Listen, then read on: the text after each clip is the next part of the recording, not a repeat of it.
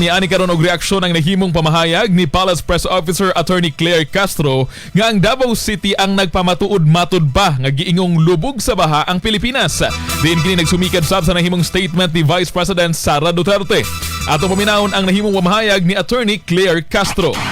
So doon po sa lubog na ang bansa sa baha, totoo naman po. Kitang-kita po natin ito sa Davao City. Kaya nga po nagpabigay na agad ng utos ang Pangulo kay Secretary Vince Dizon na ayusin ang pagbabaha na malalang pagbabaha sa Davao City.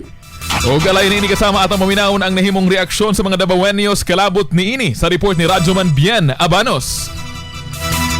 DXDC Radyoman Report. Nagtuo karon ng pipila ka mga Davaoenyo nga ginumtan ang dakben sa Davao busa karon nga pasanginlan sa kauluhan. May kalabigitan sa mga paghiskot sa pagbaha. Labi na nga baguhay lamang nga pamahayag ni Atty. Claire Castro nga ang dakben sa Davao lubog na sa baha. Sa pagignabi sa DXDC Ramen Davao kang Jessa Dawing, 50 anyos taga 3A Davao City, naglibog siya hain na hitabo ang pagbaha sa Davao. Labi na nga wala kini masinatis pipila ka semana. Wa may baha. Magbaha pero dito lang sa mga ubos-ubos lang pero mata na nalubog na wala eh.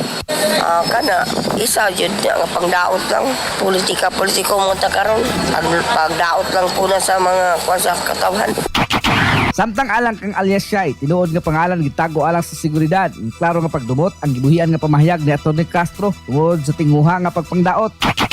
Yo sa pagdumot siya mo gani na tawag sila kabalo pag sila ka Sibuti Sara mo. Kanang leading gid ba? Nationwide Sibuti Sara kwastet kanang daghan sa Cebu Pilipinas kabalo ko niya si Sibuti Sara bisag unsaon nila og palubog. So naghimo na niya. Ang pamahayag sa Davaoenyong si alias Shay. Nasiran nga gibutyag nga Atty. Castro sa usa ka pamahayag tinuod na nga lubog sa baha ang Pilipinas tungod makita matud pa kini nga mga ebidensya dinhi sa dakben sa Davao. Kasama mo sa Balitang Serbisyo Publiko, Radyoman Bien Abanos Tatak Araman.